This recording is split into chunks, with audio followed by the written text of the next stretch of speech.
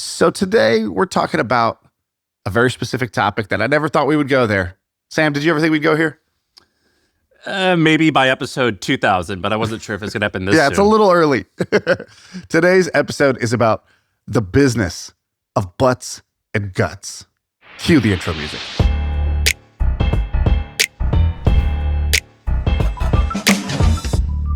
Honestly, actually, it's not an act of desperation to talk about this.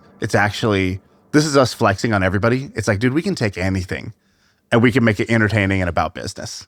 I don't know if you've ever seen Larry Bird. One year, he was playing against the Atlanta Hawks, and he decided in the second half he was just too good, and he's decided to only shoot with his left hand. Yeah, I saw that. For the whole second half. That's this. This is our shoot only with our left hand to try to do a full, great business episode with the constraint of everything's got to be related to butts and guts. Dude, we've done an episode on Rose Namajunas, when the UFC fighter, when she was doing like her walkout, because we thought that was inspiring. We actually should have done a whole thing on Larry Bird trash talking. It doesn't relate to business, but just his ego, I love. Also, one of the greatest nicknames ever. And in fact, if I was white, I would try to steal this. You should try to steal this. The Hick from French Lick is one of the greatest nicknames I've ever heard. It's the best. I love like stories where he walks into like the all-star room and he's like, I'm just looking around to see who's going to get second in the three-point contest. Yeah, exactly. Yeah. All right, so we're going to do butts and guts. That's a framework. That's something. Our YouTube team was like, hey, you guys, we've analyzed the data and you guys need to do themed episodes. Pick a topic, guys. Don't just show up and just shoot shit randomly. You got to pick a topic. That gets more views. And so we were like, got it. And I think they meant like 3 ways to make $1 million before the age of 25, like YouTube-y type of things. And we're like, guys, no worries. We got it. We're going to do a butts and guts episode. It's going to pop off. It's going to be great. Do you have the first butts and guts story? I have some butts and guts stories. Let me give you... You go one and then I'll give you a good one. Okay. I'm going to give you a quick one. This actually, my wife taught me about this. So a few years ago, maybe 7-8 years ago, it was before kids. My wife is like, I'm like, hey, what are we doing this Saturday? What do you want to do? You want to go for a hike? You want a farmer's market? What should we do? And she's like, I got to go into the city. I'm taking a class. And I was like, a class in the city? What do you mean? And she was like, kind of being evasive about it. She's like, no, I'll be back later. Don't worry about it. And her sister comes and picks her up. And I'm like, what's the class? And she's like, it's called the Twerk Out. And I go home and I Google and I see that there's this amazing business. I don't know if you remember when twerking kind of really came on the scene.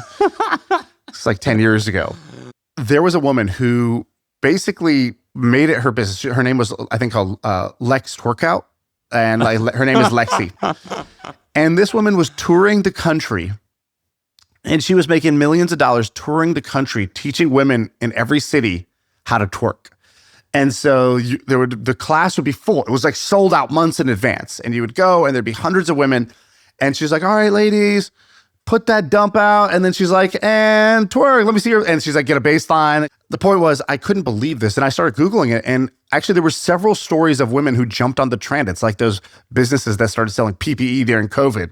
When the twerk trend started, there's another story of this woman who was a kindergarten teacher who decided to take up twerk training as a side hustle and ended up making millions of dollars. And it became a big issue because the parents were like, that's whatever. That's Miss Henderson. Like, what is she doing? And I just thought it was amazing that you could make millions of dollars literally just teaching women how to twerk. Where are they now? So initially she was like, this is the next Zumba. And like, she did all these interviews being like, this is the next Zumba. Like Zumba was this kind of like Latin dancing thing that they translated into a fitness class. I'm doing that with twerking.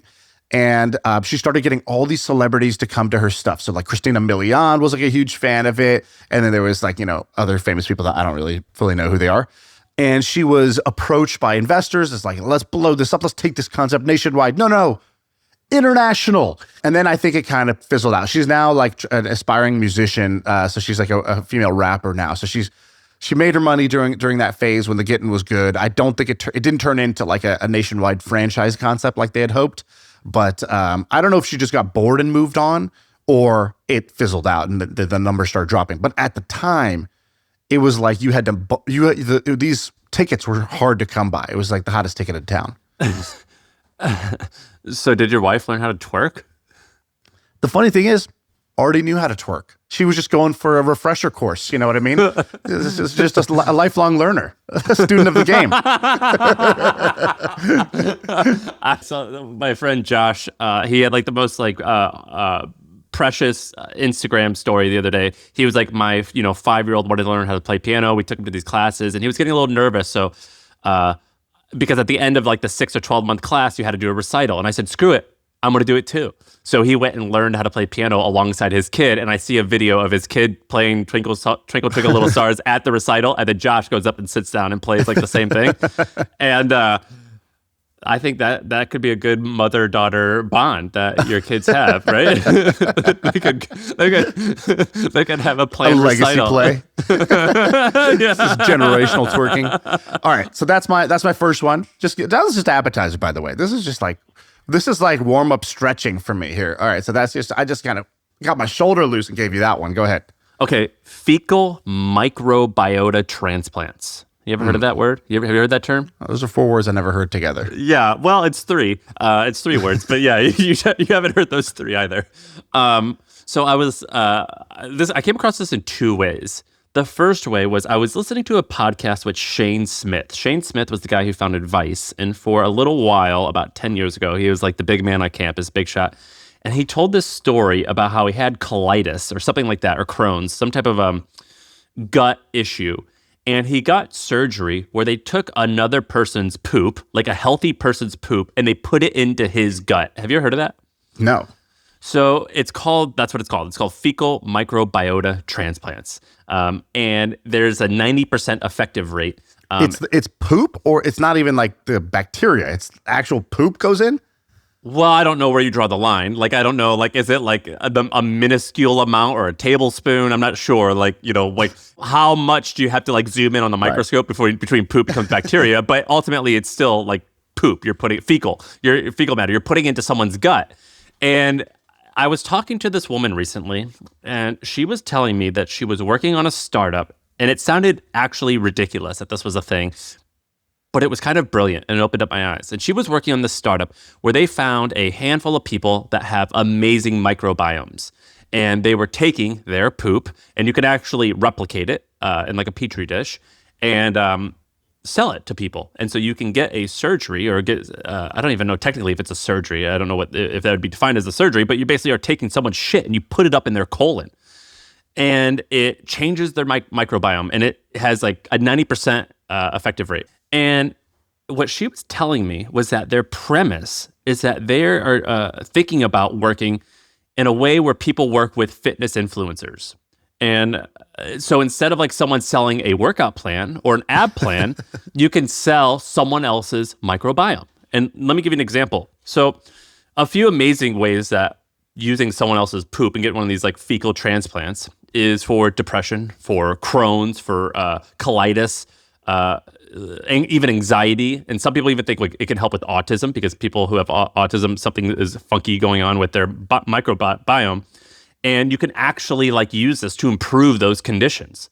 However, they were doing a study, Harvard did a study in 2019, and they have found that elite athletes, specifically endurance athletes, they have something special in their microbiome, so in their gut, that allows them to have slightly better endurance. Specifically meaning a like different lactate threshold. So like without getting too nitty gritty, like your lactate threshold is like how well you deal with lactate, which means how well when your muscles get like really tense and really you go through strenuous activity, how well your body can recycle that acid in order to help you keep going. Well, anyway, they have found that when they took certain endurance athletes' microbiome, basically their shit, and put it up into another human being, their endurance is better. Something like 15 or 20% longer. They can like, let's say, run for a marathon. And this woman's premise was that she can take, hypothetically, a Lance Armstrong and sell his microbiome. And I thought that was insane and incredibly fascinating. And I went and looked up a lot of the research. I think openbiome.org, it's a nonprofit that's like leading a lot of this stuff. This all seems incredibly legitimate. Not today, but in the next 5 or 10 years. And I thought it was so weird and so awesome. Would you ever do this? Yeah, for sure. Dude, for sure. Like when someone talks about PEDs, performance enhancing drugs, they talk about it like it's a bad thing. And I'm like, I want my performance enhanced. I would love that. Yeah, inject me with everything. I've tried so many things. PEPs, baby, performance enhancing poop. This is pretty wild. So do you know like roughly what stages is this at? Like people are doing this? People do. I think it's a wealthy person thing. I think it's like plastic surgery, where it's like you have to have money to do it. You have to be like in a certain category to justify this. But no, like people for sure are getting this right now for Crohn's and colitis. Right. And, okay. So hold on. So you said I would for sure do this, and this is available. So does that mean your appointment's booked, or what does that mean? Well, soon. What it means is they are doing so there's like, for example, colitis. That's a colon illness. You have to have a condition to do it, you're saying? Yeah, like that's like one of the reasons. Now, to do it for like anxiety or to make me like run a faster 5K, I think that's a little bit more elective and like, the money is not in that area at the moment. Gotcha. But like studies are showing that it's incredibly promising. So people are doing it, but it's not like a common thing. That's interesting. All right, I read a ton. I would say almost a book a week. And the reason I read so much is because my philosophy towards reading is I want to see what worked for the winners that I love and what strategies they use. And then I want to see what mistakes did they all make? What were the common flaws that they all had? And I just want to avoid that.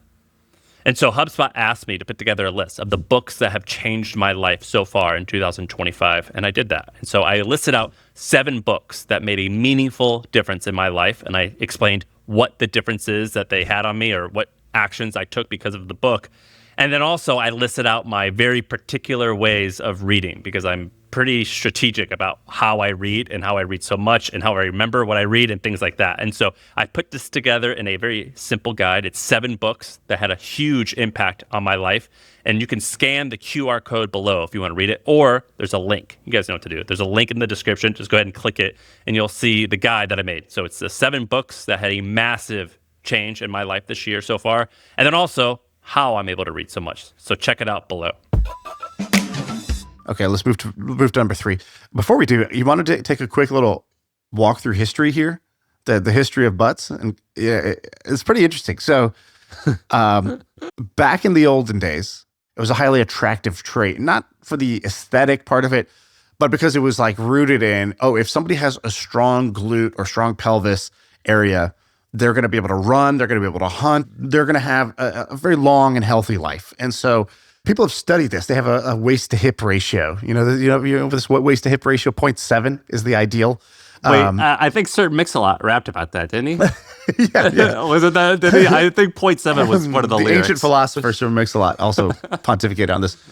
And actually it was a thing more for men than for women. So the appeal of having a nice butt was more important for men because they were the ones who needed to go hunt and gather and all that. But then there's also this statue. I don't know if you've heard, I don't know how you say it, but it's the Venus statue. It's literally translates to Venus of the beautiful buttocks. Have you seen this statue before? No, let's see. Okay. It's a Roman statue that was where this woman was just worshipped for having a great butt. Okay, so I'm zooming in on this statue's butt. I mean, it's fine. But imagine back in the Roman days, this was as good as it gets back then, right? Like they didn't have like that Kardashian genetics yet and the surgical enhancements. So this was it. By the way, the comments on this are so funny on Reddit. Like literally the top comment just said, "What am I on? StoneHub?" It's so good. So dude, this is very like, this is mediocre. Not even in the same category of someone worthy of having a statue that lasts 2,000 years to obsess over. But just think about the honor at the time to be immortalized in this way. The average person that had a pancake ass, and if this was considered like art worthy, right? And then there was this era. So this is not now the Victorian era. So you might think, that was just a phase. No, it's just translated from one era to the next. So this little thing back here, this is called the bustle. And the bustle is basically this artificial enhancement to make it look like you have a big butt. And so this was kind of like this sort of like Victorian age or whatever. So it sort of lasted then as well. And so this has been the thing for a very long time. And then there was a brief period in the 90s where actually flat butts and more slim women became the thing. The Kate Moss body. the Kate Moss era. I'm not a fan of that era. Not my favorite era. Well, luckily the world came to its senses, and then with J-Lo first, Beyonce. I asked AI. I was like, hey, can you explain how this all shifted? And it was like, honestly, J-Lo. J-Lo was a huge influence here. And, it led to now what's kind of like gone overboard, I would say. And there's a new business, and that business is related here. So, Sam, do you know the number one fastest growing plastic surgery that there is? I would probably guess. I'm guessing it's the poopy diaper Kim Kardashian. What's it called? A Brazilian butt lift. That's right. The Brazilian butt lift, the BBL. And so this is a cosmetic surgery. You basically transfer fat. It's actually a double win. So you take fat from the belly and you inject it into the butt. And it is the fastest growing cosmetic procedure. It's grown 800% in the last decade. So it is growing very fast. Do you want to see the guy's face who invented this, by the way? Yeah. Can I interest you in looking at this dude's mug? All right, here we go. Man. This is the guy. It's a happy man. This guy, Ivo. So Ivo invented this, and he's actually kind of a legend in the medical profession. In fact, when the Olympics were in Brazil in, I think, 2016, he was one of the guys like who's holding the torch for like a period of it, right? Like, they only select like 8 people to touch the torch. He was one of them. And so he was the inventor of the procedure. It didn't get as popular though until later when they sort of improved it because it was kind of dangerous, it was kind of painful, and they've improved it since then.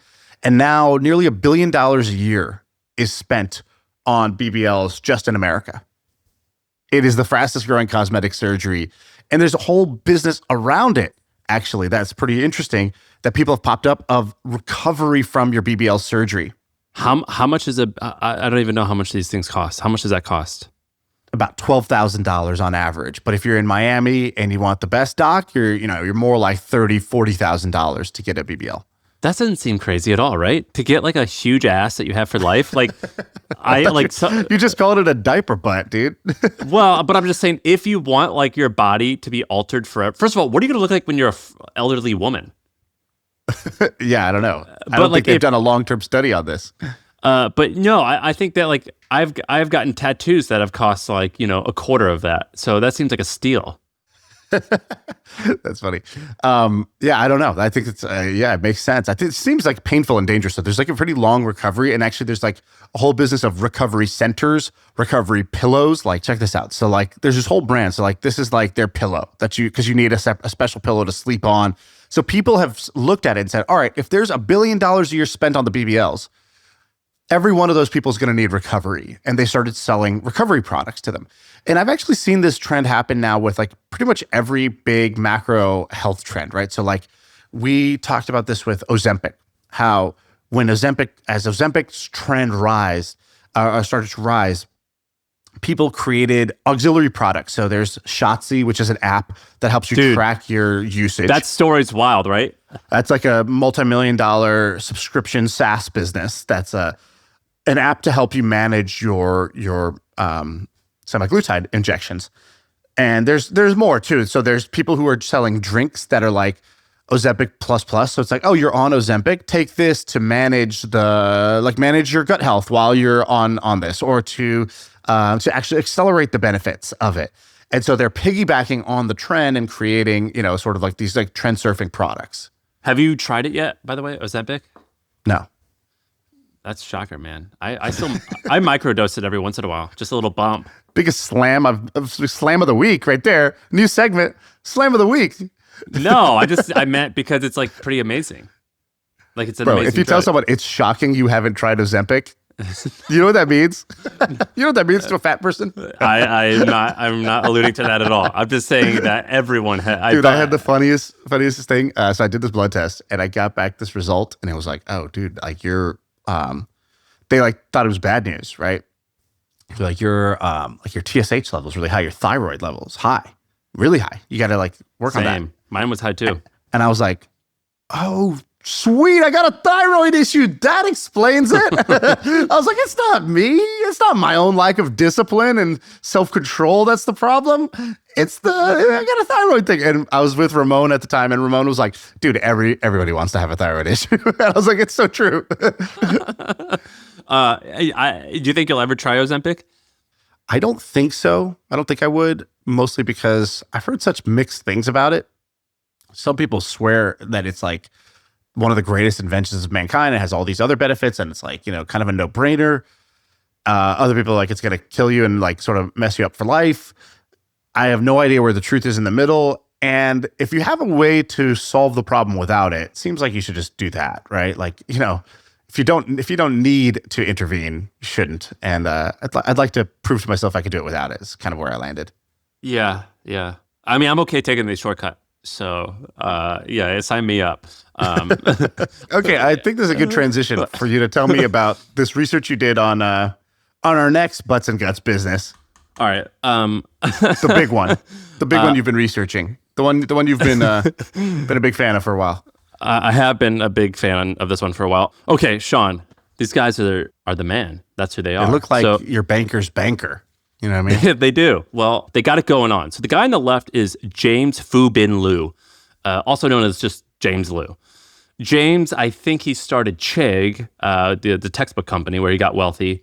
And then he worked at Amazon and a couple other companies. But he's like Web 1.0 OG. So he made a lot of money being early on the internet. And he just crushed it. And now he runs this thing called Longview Capital. The guy on the right is Raymond Zage. So Raymond Ray runs a hedge fund. And he's also a big shot. He lives in Singapore, so he must be incredibly wealthy because I'm sure he's there for some type of like tax reasons. But he's definitely a billionaire. So those two guys are responsible for one of the best turnarounds in a long time. So those two guys are the largest shareholders in an app called Grindr, an app that is beloved by many. And an app that I had to download for research purposes only, which I need to put that disclosure there because every single financial analyst who I saw talk about this app, they put the exact same thing. And I found it hilarious that they put like a disclosure in there saying, I only downloaded this for research purposes. But anyway, do you know your buddy James? What's James's last name?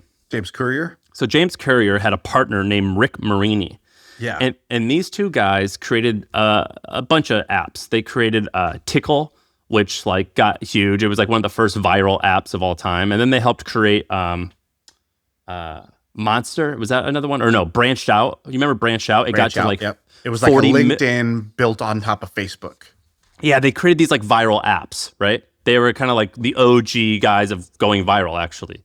And that's actually where your old partner from the guy who founded Bebo, I believe he worked there. So it's like this whole like Silicon Valley the original mafia. viral mafia, yeah. So Rick Marini in 2019, so I hung out with Rick because he spoke at HustleCon. Rick Marini is just like a very corporate looking guy.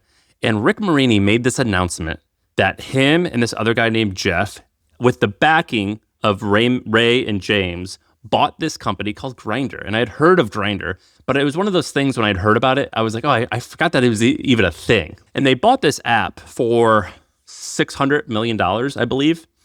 Was it public or was it private? Do you know? It was private. And interestingly, it was owned by a Chinese company. So it was started by just like a guy, like a gay guy in LA who was like trying to solve his own need. He like wanted to meet dudes and created this app, and it just grew organically, but it wasn't like that well run. Very interestingly, a Chinese company bought it, a Chinese company who helped make Clash of Clans. And they were accused, the Chinese company was accused by the US government of blackmailing users. So for example, on Grindr, you can say, they have like weird features where you can like be a closeted gay guy. So you can like not give away your full identity to other users, or you can even like say, I do or do not have HIV. And they were accused of blackmailing their users. So basically the US government accused this Chinese company of using the user's information nefariously. And they said, you got to sell this thing. And that's where Rick, this guy named Jeff, and then James Liu and Ray stepped in, and they bought this company for $600 million. And right away, they basically fired everyone. So in one of their like proxy statements, they said they replaced something like 90% of the staff. And they rebuilt this company. And I think when they bought Grindr at the time, it had like 2.5 stars on the App Store. And these guys stepped in with Rick Marini and Jeff being the guys at the helm, and they turned this thing around. And they turned it around so much that if you Google Grindr stock, it has outperformed every other dating app. And so basically, if you look at Bumble has $1 billion in revenue. They're not worth nearly as much, I believe, as Grindr.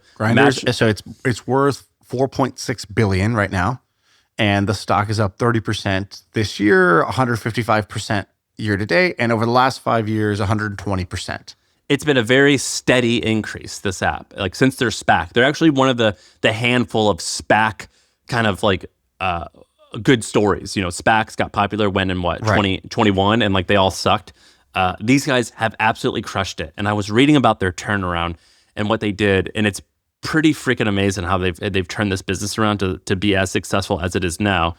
And I thought it was interesting that like when it went public, this dude named James, who's a Asian, the guy James, I think he studied like literally rocket science from like University of Michigan, and then Ray Zage, who runs a hedge fund out of Singapore, is the first billionaire of the crew, the first guy who's involved to become a billionaire. Does Rick still run it or no? No. I think they're out. I think they like did a proper turnaround and they bounced. And like, it's pretty obvious like why it works. Like, you know, it's sort of like grind. Like, have you ever played Call of Duty or James Bond? And like, have you ever seen like on the top left, there's like a map with like red dots, and you just run to that like dot for immediate action? That's like pretty much what Grindr is. It's so true. So way back in the day, I think 2012, 2013, we were when I was at Monkey Inferno, one of the apps we were trying to build was a dating app, and we had this idea. We were like, I think it was called like, I don't know, it was a horrible name. It was like Get Out There or something like that. It was basically like a dating app where instead of messaging people, you actually go on dates. That was the premise. Okay, this is before Tinder had come out, and the iPhone. There weren't any mobile dating apps really popular because, again, like I said, even Tinder hadn't come out. There was a couple that were doing okay, but I'm downloading a bunch of them for research. And the most popular mobile dating app at the time was Grindr. So I download Grindr. Say, okay, let's see I'm here for research again. I'm here for just find out what is the user experience. And dude, I don't know if anybody's ever seen this. It is a very stunning user experience. It's not like any other mobile app you ever downloaded. As soon as you load the feed is basically pictures of people's, private parts. And there's not like a profile picture of their face. It's just that. And you're looking at that, and then you like you said, you click the map mode, and it's like, oh, here's a dude over at Nordstrom's in the dressing room right now. Is like, his thing says like green. He's open. He's ready. And it's like, what? It's like 0.3 away, right? Everything was based on a distance away from you where there's a dude who's DTF right now. And I was like, this is the most aggressive thing I have ever seen in my life. I couldn't believe it. Like no other app works this way. There's like, the stereotype. The Goldeneye thing is a perfect analogy. It's the only other thing that ever works that way. It's like imagine the stereotype of like 20 construction workers like catcalling a girl as she walks by, and like the woman being into it and catcalling back. Like it's like immediately. Yeah, like it's So they were talking about in one of their reports, they were basically saying they're analyzing the onboarding time of Hinge and Tinder. And they said it was like 15 minutes and 22 minutes. And they're like, with our thing, with Grindr, once you sign up, within 120 seconds, you can go meet someone. And so like they're optimizing for speed. So like it's really all, I mean, it's just a hookup app, basically. Like I was reading like a funny article. Have you ever seen those articles where it was like, it costs, $1,800 a month to be a woman? We got to get our hair done. We got to get nails. A guy did that. He was like, it costs $1,200 to be a gay dude in Manhattan. You got to like do this thing and then this thing, and then you need your $40 a month subscription to Grindr. Like it's like become like a cost of doing business to be a gay guy, and like to have this app. Like it's table stakes, and they've dominated the niche. I'm on Rick's LinkedIn right now. So he's a 4-time founder, 25 years of operating experience. The guy's a Harvard Business School graduate, blah, blah, blah.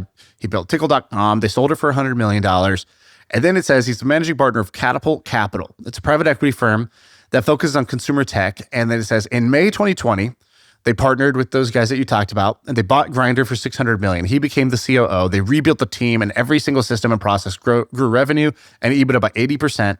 Improved the app rating to 4.6 stars, blah, blah, blah. And after 2.5 years of hard work, it went public with a market cap of more than $2 billion. So in 2.5 years, they turned $600 million into $2.5 billion. It's wild, right? And this is something that interests you, I know, and a lot of our guests, which is like buying companies. Like we've talked about that a bunch, and I know it intrigues you. It definitely intrigues me too. But for some reason, you don't hear about this in Silicon Valley a lot. Dude, we got to have Rick on. Rick is kind of a legend. We need to have him on the podcast. Rick is a legend. He's real low key. I've hung out with him only a handful of times.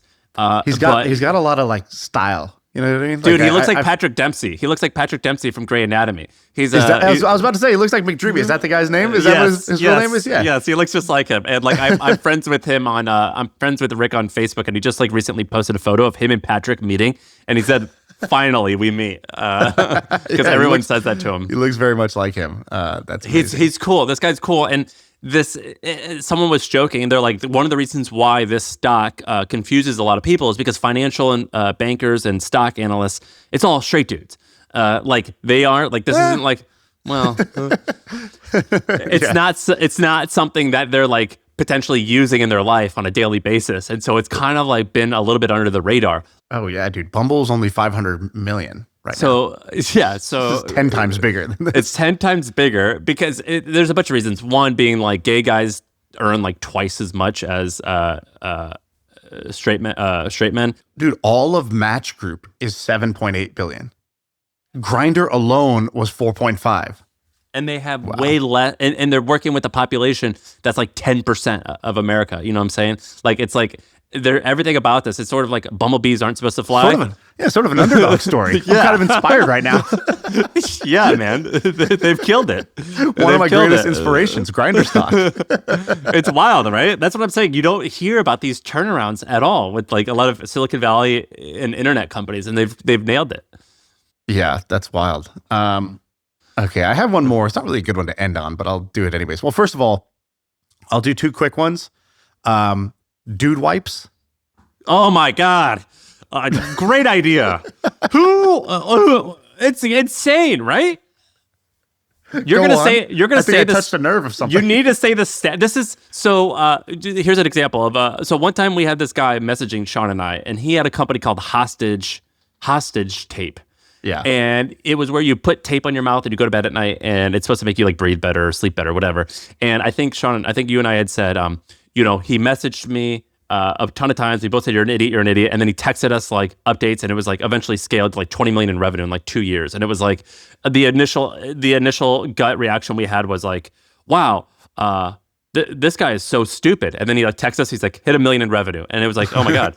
People are so stupid. And then it hits 20 million in revenue. And you and I go, we are so stupid. That is exactly how I felt when I saw the Dude Wipes number, their revenue number. Can you say what it is? So 2024, they did $220 million in revenue. Insane. Who would have thought? And look at this. Actually, I got to show you this. This is hilarious. As you're saying this, so I'm on an article, and this must have been made by the team itself, but it's literally a chart of their growth. So let's check this out.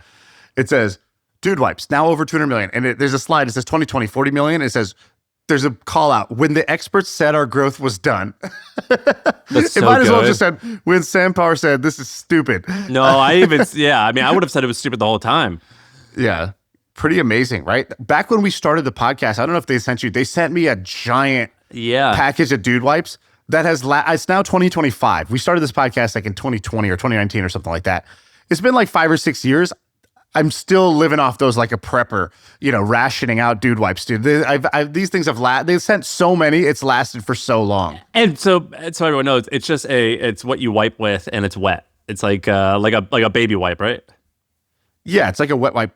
I don't actually know. I don't know. Maybe that's why they've lasted so long. I don't really use them. I actually use them only on my baby. But it's flushable, right? I think that's the key difference, is that a normal wet wipe is not flushable. You're not supposed to. It'll mess up your toilet. I think Dude Wipes you can.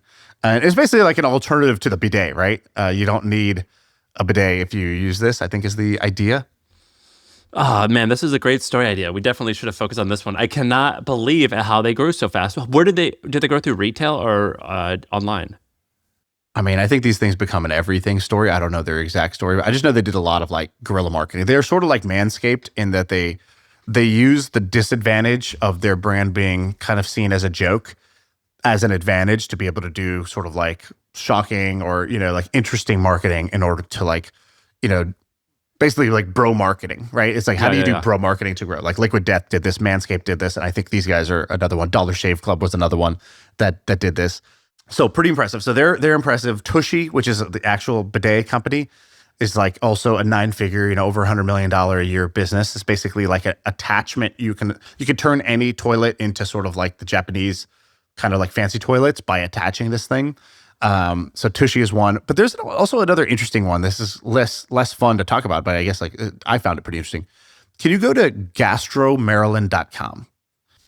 My buddy Diego, he his wife used to work at this place, and he was like, dude, these like, it's like a clinic that's just for doing like colonoscopies and gut cleanses, colon cleanses, this sort of thing. And it's a kind of like a standalone practice that's just focused on colon health. And he's like, dude, they're booked up like months in advance. And he's like, I think, we were talking about, we're like, dude, this is actually like a really good like franchise concept, because everywhere you see locations of these, there's one in San Francisco, not the same brand, but I looked up one in San Francisco, also like very popular. And I just thought, oh, wow, this is interesting. In the same way that these like med spas have become a big deal, and med spas have become a big business, which is like these kind of like places you go for all these different aesthetic procedures. I think you're going to have the same thing. I think you're going to have basically gut spas. And I think more and more people are going to go here, and they're going to look for help with all their, GI issues and their digestion issues and their health. That's wild. And you're a year older than me. Have you gotten your first colonoscopy? Have you done any of that yet? No. Am I supposed to? What age do you get that? I don't know. I haven't done it yet either. I think we're 40, so we're a few 40. years away. We have a few years. Not looking forward to it. You want to do it together? Should we Yeah, book a date? hold hands. Do you guys allow doubles? There's like a couples colonoscopy that we could do. Like a put us out, like kissing, like all the. This is really fascinating. There's another one that's in this. So I was like, oh, this is like interesting as a franchise versus a private equity play. Oh, of course, too late. They're private equity guys are always on top of these trends. So if you look up this company, Exact Sciences, they do something called the Cologuard tests, and they just crush it. And so they do colon cancer screening. They have like a non-invasive way to do the test. $2.76 billion in revenue last year. What? From this private equity backed play. Have you seen the guy on Instagram that just asked, like, he's like the most challenging person to talk to at a party? He's like, oh, that's nice. Are you guys PE backed? I worked at a PE firm. No, but that's hilarious. he just everything is, are you PE backed? Oh, yeah, just because I'm a partner at a PE firm. Who owns you? This is insane. So this is billions of dollars in sales? Yeah. Oh, my God. This is wild. I mean, just in this episode, we've basically talked about like $10 billion worth of guts and butts businesses, which just really shows like you can, if you can't figure out a way to make it, it's on you. The opportunity is literally everywhere. There's products like dude wipes and stuff that seems like jokes. There's things like BBL cushions for after BBL surgeries, right? Like where you just had to spot a growing trend and say, okay, what's the next product that they would need, right? The Warren Buffett question. Then what? What happens after the BBL? That was a question that you could have asked. The Grindr turnaround, these guys who made this huge play. Doesn't it kind of blow your mind when you realize like, oh man, there is like an infinite set of possibilities that I could go into if I wanted to, build a successful business. There's really no excuse. My in-laws live in this really nice building in New York City, and they're really successful.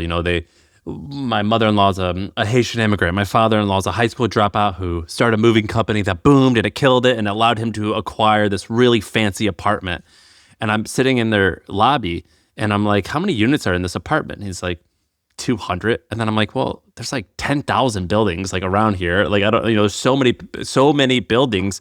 And it's just amazing. I'll be in the lobby and I'll just start having conversations with random people.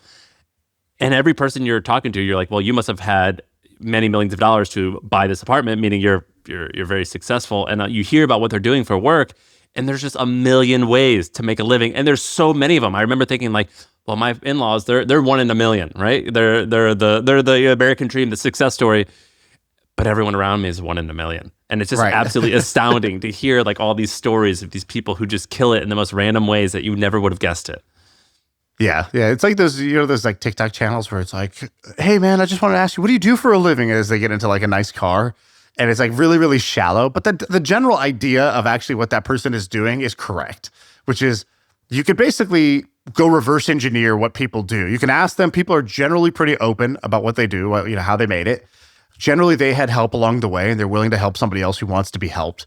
And, success leaves clues. You can actually go and start to see patterns or see opportunities and say, oh, okay, just like the way I saw that after the Ozempic trend, people built these auxiliary side businesses. Now I see the same thing on the BBL side, right? Like then when the next procedure, the next health trend or health and wellness trend happens, you could do the same thing, right? Because you've seen it 2 or 3 times before, so you're ready to act when that moment arises.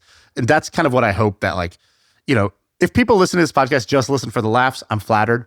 But if they listen and sort of start to see the trends and start to see dots that they can connect and actually go and do the things, be that listener. There's probably only 1 out of 1,000 that actually, what do you think actually? How many, if 1,000 people listen to this podcast, how many do you think go from not having their first million to making their first million during their 10-year listen to this podcast? Well, we've had dozens or maybe even hundreds of people messaging us, say we inspired them to do X, Y, and Z. Sometimes I think a large percentage of them were already doing something amazing and they're just using that as an excuse to Right.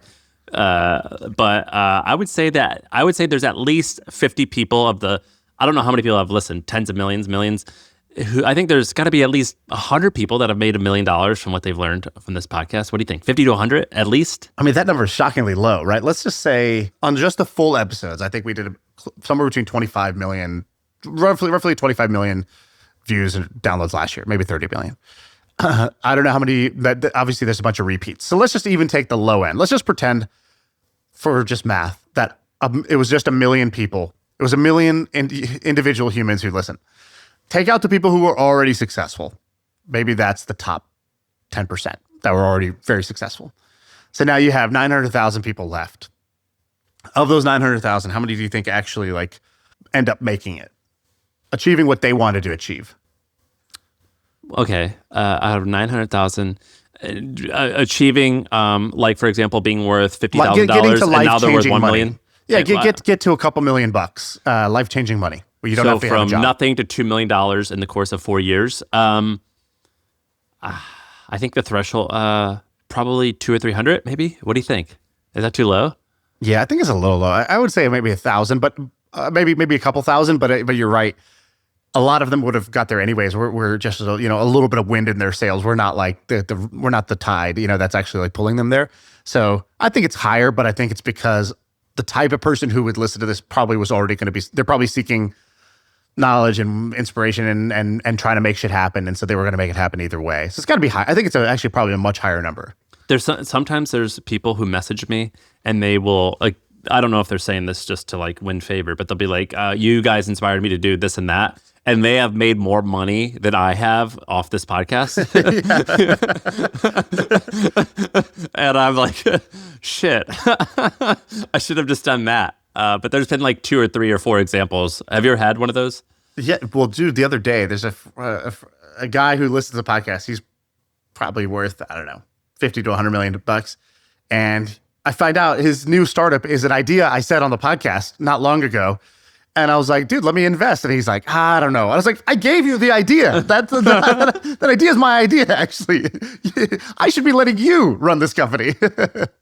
I know that so for example, Mixergy, Andrew Warner, a buddy of mine, I attribute a lot of my success to, he used to interview people and I learned about newsletters via Mixergy and Andrew Warner and there was 8 interviews that he did on that topic that I literally used to plan the business model. And so I have done that with other people for sure. Of course.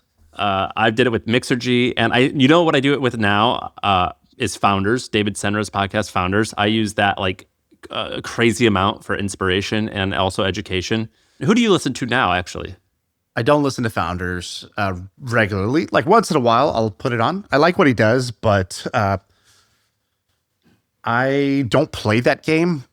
James Clear had this great phrase. He goes, some people are, you got to decide what game you're playing. And I forgot the couple of options he said, but one of them was the great life. It's you're trying to build a great life for yourself. And the other is the global greatness game. And it's you're actually trying to compete at a sort of global level to do things that impact the world. And he called it global greatness. And that's what Elon and that's what the people on Founders played. Whereas I'm actually playing the great life game. It's how do I create a great life for myself and my family? That's the number one objective, not proving myself or, becoming this extreme outlier of success.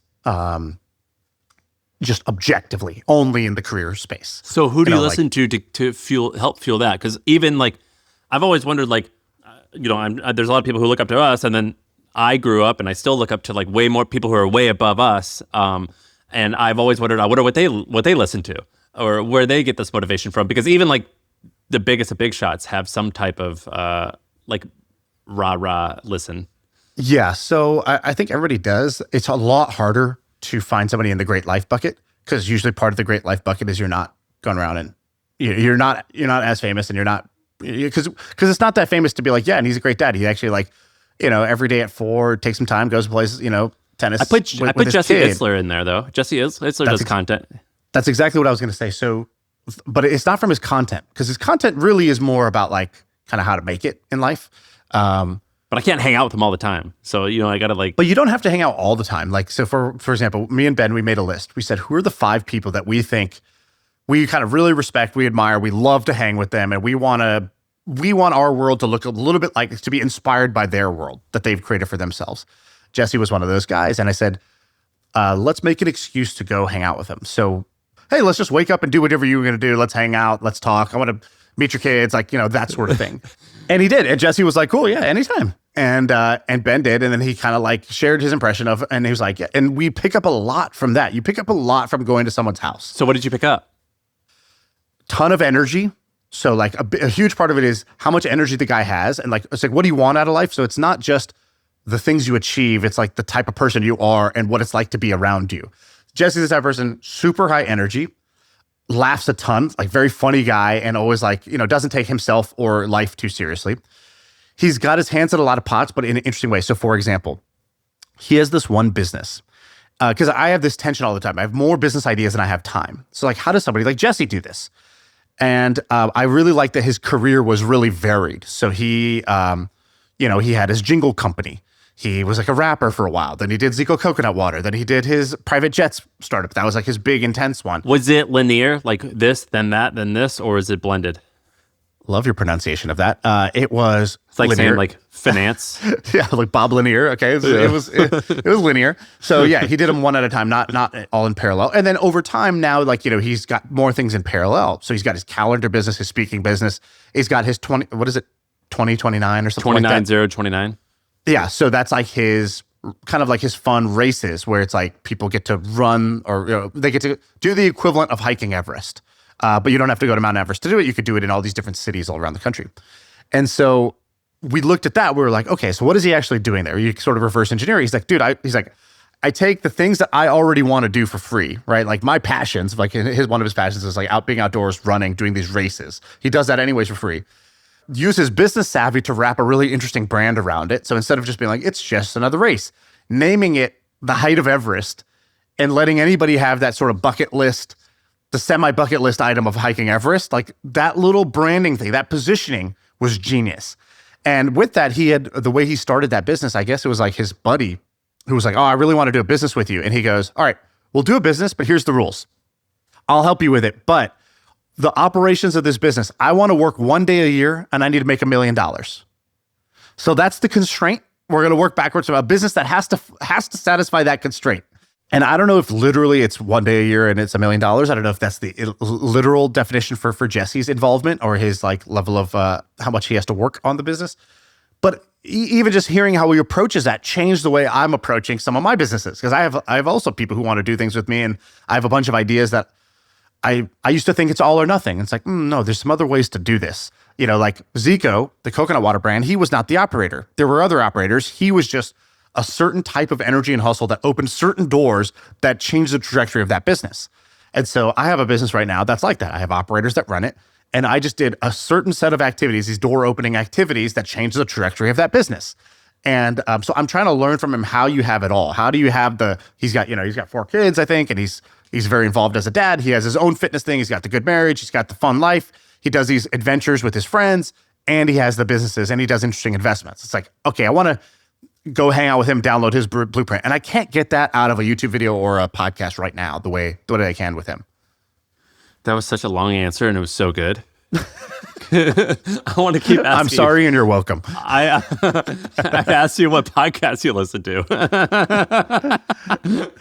You could have said like, like How Stuff Works or like Serial. But there is no podcast for that. In fact, I would hope that this is the podcast that's closest to that, right? Because it's the thing I'm trying to achieve. So if I'm just talking about stuff that's relevant to me along the way, the great life, by your own definition, then this should be it. But like, I don't know, where would I go? Who has a podcast like that? I don't know. I don't watch a lot of Modern Wisdom, but I watch clips from Modern Wisdom, Chris Williamson's podcast, because I think he pulls wisdom out of people. And I think wisdom is what's lacking, not knowledge for me. And so like, I'm trying to avoid knowledge-based things and look for wisdom on how to live a life well lived. And so actually the real answer to your question is it's not podcasts. I read a lot of books now. And I really wasn't reading books at all like 2 years ago. I had like 2 years ago, I distinctly remember us doing a podcast and I asked you were telling me about this book that you read and I asked you a question about it. You're like, well, I don't know. I'm actually only 10 pages into it. You did a whole spiel on this podcast or on this book and how amazing it was. And I was 10 pages in. And Correct. You were 10. It's a great book. And so now you read books? Now I read books. That's great. So put some respect on my name. And I'm a book reader. What you tweet is what you're interested in. And I noticed that you have been saying you want to spend time with dead people and dogs or something like that. And then you also tweeted, you said, why do people like history? Like it was like something where you're like, you read something historical and you're like, wait, I kind of like this, but do I like this? Why do I like this? Like, what are we doing? And then someone like had a great answer that you put in your newsletter. You said it's knowledge wrapped around a story or something like that.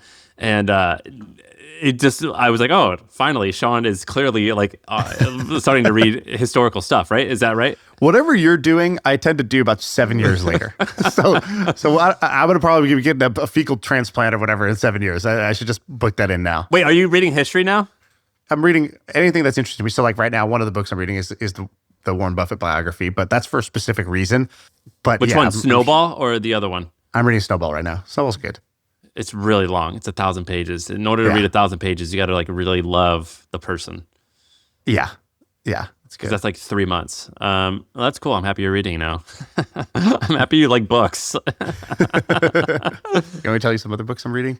Yeah, I would love that. I'll give you one more that's good. Let's see. Have you ever read like the Seneca's letters? I think it's called like 50 Letters of a Roman Stoic. That's pretty good. I like that. So you're reading Stoicism. That's pretty cool. So Meditations and Marcus Aurelius and all that stuff. Just the book I mentioned. That's just the one. That's right now.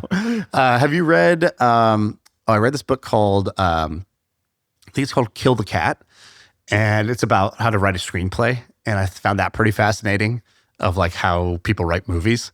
Have you ever read 5 Dysfunctions of a Team? Yeah, by Patrick L.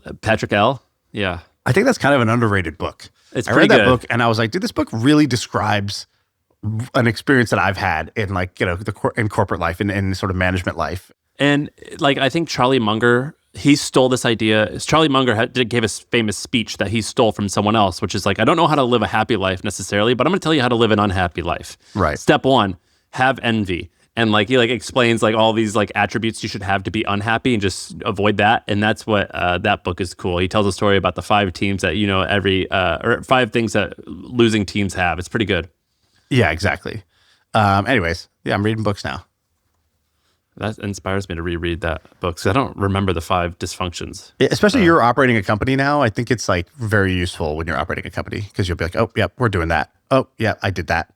So what I do right now is whenever I read a book, I go and I download it and I convert it from Kindle to text, so a text file, and then I upload it to ChatGPT and I can reference it. And so I'll like, for example, with this 5 dysfunctions of a team, I'll type out like an interaction I had with my company, or I will screenshot an email interaction that I've had and be like, what would Patrick say about this? Can I show you something amazing? Yeah. So I told you that I was like, dude, I convinced Diego, my buddy Diego, who to live there. We hired on my team. I convinced him to move out here, and I didn't know what would come of it. But I just knew working in person is going to obviously be more fun. And I don't want to have like, I'm not trying to have like an office. Like I still work from home, but he like comes over and we don't have a big team. Our team is very small. It's me, Diego, Ben, and my assistant. And so how do we actually like work? This is something amazing he started doing. So he just drops off like once a week these binders. So it just says scratch the itch. And in this, he just pulls a bunch of like super interesting either blogs or articles that he knows that I'm going to like, that maybe we even have a channel where we put stuff like, oh, I'm going to read this later, but he prints it out for me. He marks it up. And so I'm going through, it's basically like our own book club, but for blog posts. And so it'll be like, oh, it's, an annual letter from 1999, Bezos when the market crashed, or 2000 when the market crashed. And then it'll be like, here's like an actually like a really interesting, a very interestingly explained, technical explainer, but not too technical about how like ChatGPT actually works. And so I have these, which are not books, but it's just amazing brain food to have. 2 years ago, I almost launched a business that would sell that. What I thought about doing was, instead of doing a newsletter like in your email, I thought about doing a physical newsletter, and it was literally going to be a binder and things that I read and my notes on them and why they interested me. And I think that tactile experience of doing what you're doing right now is wonderful. It's a total game changer. Plus, it's curate. I mean, this is lucky, right? Like he curates it, he marks them up for me, he organizes it, he delivers them to me. Like, like this is like my version of luxury. Like, what's a Gucci bag to me? This is a Gucci bag, right? Like, this is like, right up my alley. Thank you so much. I can't even believe he does that once a week. He does it just like at random. There's not even like a schedule. It's like roughly once a week or every 2 weeks, he'll drop one of these off. That's amazing. That's actually pretty cool. Hold it up. I actually like how he like makes it look, scratch the itch. And what does he say at the bottom? Then it says, it's a Charlie Munger quote. It says, go to bed smarter than when you woke up at the bottom. And then that's amazing. It's amazing, right? And the bright colors, he makes it look like an eighth grade binder. That's awesome. You want to see something else he's doing? Hold on one second. Show you this too. So you might see just like this box of little truffles, little chocolate truffles here. So we call like we were trying to describe what we like to do. It's like, what do you really do? What are you really good at? It's like, what's the common thread across all the shit you do? And one thing we were like, somebody had this analogy of a truffle pig. They're like, you're like a truffle pig. Yeah, you sniff like stuff out.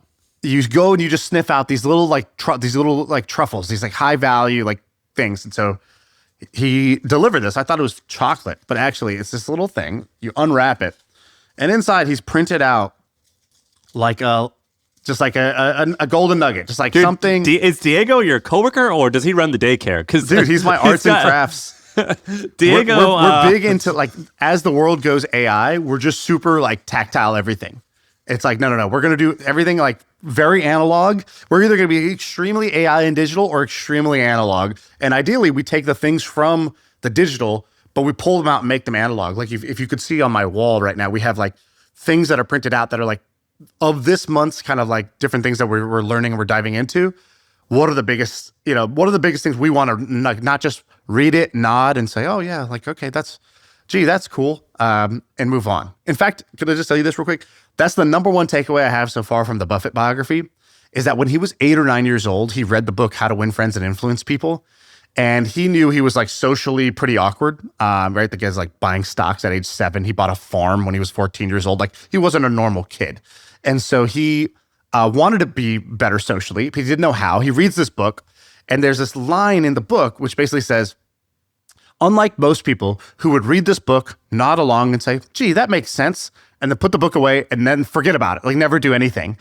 Warren made it like his like religion to study this book. So he would read the book, he would go immediately try to apply the principles. He would regularly come back and reread the same sections again, because it was like really important to him to actually like get the wisdom out of the book and not just the information. He even taught a class on it. Exactly. And I thought, if there's one predictor of success, it would be that. And I think if there was one superpower to have over the batch of other smart people who are also listening to podcasts, also reading books, also on Twitter, et cetera, I think most people do exactly what he said. Most people just read something, they nod, they say, yeah, that makes sense, and then they just move on with their life. They don't actually like internalize it or do anything with the thing that made sense. And or if something's like kind of obviously true, they're like, yeah, I get that, I know that. Versus like, yeah, you know that, but do you do that? No, you don't. So you don't actually know it. And I find that one trait about Buffett is so important. And that's like one thing I'm trying to do is whether I'm reading or learning anything, is like, can I develop the skill of noticing the big idea and then not just moving past it? Like taking that big idea and being like, I'm going to work on this idea until It's like playing a piano piece. It's like, until I could play this, fluidly from memory, then I actually know the song. And there's not they didn't act on everything, but they did a good job of finding. They had like a bank of stuff. They had like their spank bank for investing. And so basically there's a story about how Munger had a Barron's subscription, and this guy who worked for Munger was like, yeah, he read this freaking newspaper every week for 15 years, and he told me that he got an idea from it. He goes, this is the one idea I've ever gotten from Barron's. He goes, I've been reading this constantly, looking for this one idea, and I just found it, and it took me 15 years. And so they did a really good job. Am I not supposed to call it, can we not say idea spank bank? No, that's beautiful. I loved it. I saw Arie roll her eyes. That's what it is. Right? If I just said a bank of ideas, everyone's going to be thinking that. Dude, did you watch the second Monish episode that I did? Yeah. In it, he pulls out the Moody's manual. He's like, when people say Buffett read this is the thing he was reading. He showed me. It's like size 4 font. And he reads page by page. It's like it's not a book. It's not something you're supposed to read page by page. And he did. And he was then he's like, and then he read the Japan company handbook. It's like the version of Moody's for Japan, because he wanted to look for companies in Japan. And then the bet that he made was insane. So he reads that Japanese book and he notices, he's like, so there's these exchanges in Japan, like the stock market exchanges. And they basically have a monopoly. Like, nobody really builds new stock markets, and you can't really get a new stock market off the ground. And he's like, there are these incredible businesses that are kind of undervalued. And then he went and he borrowed like $5 billion in Japanese yen and bought all of the exchanges. I bought like a chunk of all the exchanges at like a 0% interest rate. It's just like this unbelievable asymmetric upside trade that has just paid off in spades. And I feel like people don't even talk about that. Like, if you talk about Buffett's bets, it's all just like Geico, Coca-Cola, See's Candy. Like, that Japanese trade is unbelievable. Maybe I should read Snowball as well. I've read the shorter one. I don't even think that's in Snowball, because that was more recent. But I should read Snowball, and we could have like a book club talk about it, because he interests me. He doesn't even interest me always. Like, I don't want to trade stocks, but I just love his. I think that just how you described Jesse, that's not quite how I would describe Warren, because his personal life was a little wacky, but there are so many like philosophical things that you can learn from him. Totally. By the way, last night I was watching UFC on Saturday night at like on the East Coast. It's like freaking at midnight, and I opened up my living room door to let like some air come in, because it was kind of hot or whatever. I just wanted like fresh air to watch UFC, as one does. And I was sitting there, and I thought I saw a moth like flying around. I'm like, damn, get that moth out of here. And I like kind of like swatted it. And then I saw it again, and I didn't really pay attention. And then it took me about 45 minutes, and I was like, oh my God, there's a bat flying over my head in my living room right now. And I jumped up and I flipped out, because that's a weird phobia. Like, bats just are one of the scariest things to me. And I run out of the room, and I wake up my wife. I go, Sarah, there's a freaking bat in the room. I have no idea what to do. And I put like a hoodie on and like all these gloves, and I run in there and I open up the door again to see if I can like get this bat to go outside. And the next day I had to go get a rabies shot. So last night I was in the ER getting a freaking rabies shot. Me, my wife, and my little girl had to get it. And it's insane. But it didn't even touch you, right? Why did you have to get the rabies shot? Rabies has a 100% fatal rate. So if you get rabies, you die, okay? And do you know how many rabies deaths there are in America a year? No idea. 3. I was going to try to lowball it with 100. 3. There's about as many shark attacks that end up killing, that end up with you dying. There's like none. And every doctor I called, they're like, you have to go get this rabies shot. You have to go get this rabies shot. And I was doing the math, and I was like, well, let's say that there's like, first of all, like the odds are that it bit you and you don't know about it is like super low, right? Like, like so it had to have bit you, and I had to not realize it. And I'm like, okay. But then so again, that's like, you thought a moth was a bat, and they're very different sizes. So, Yeah, but imagine sitting in your living room and seeing something in your peripheral. You're like, oh, I think a moth just flew in. And then I was like, oh my God, it's a rat with arms. It's freaky. And so I had to go get this stupid shot. And I was thinking of the odds, and I was asking ChatGPT, and they were like, there's probably like a 0.001% that you have rabies right now. But I had to go get this shot, and it's incredibly painful. Yeah. And you have to go 4 times. So I've got to go back in the next 3 days for the next four and your increments baby had of to it. get it too 4 times? Dude, it's ridiculous that my kid, no, she's got to get it twice. It's a very painful, and like my kid wasn't even in the room. It's just ridiculous. And I just realized I gave in to so much fear mongering because like 60,000 people a year or something like that die from driving cars, right? And I'm not afraid to do that. But there's 3 people die a year from rabies, and I went and got this freaking rabies shot, and my arm is killing me. It was such a painful shot, and it costs $25,000 if you don't have insurance. These shots are $25,000. So it was what's that? $75,000 worth of shots that I had to get last night for freaking rabies. Is that ridiculous? I don't know if you ever see those like memes where it's like they have like a silhouette, like a ghost of a person's face. They like make it transparent. Like we just need RFK's face just shaking his head at you for what you just did. But like it's such a like there's so many cognitive there's so many biases or whatever, like flaws that I've made, like thinking flaws, like regarding whether I should go and get this or not. But just the idea of like me foaming at the mouth, because they say that when the thing about rabies is when you show symptoms, that means you're going to die. It's too late. It's too late. Yeah, so maybe it was not a bad decision. Maybe, you avoided potential ruin for a pain in the arm. That's okay. Have you ever gotten that? No. That's never happened to me. You said this super absurd scenario. You're like, does that happen to you? No. Dude, people get rabies shot all the time. First of all, I'm not from like the 1910s. I don't like open up the doors to create like a breeze. I just turn the air conditioning on if I need a Dude, do you want to know here's the truth. I didn't want to tell my wife. I wanted to pee in the yard. Dude, they need rabies to get away from you. You live with this feral man. Frankly, I deserve this. Butts and guts. That's it. That's the pod.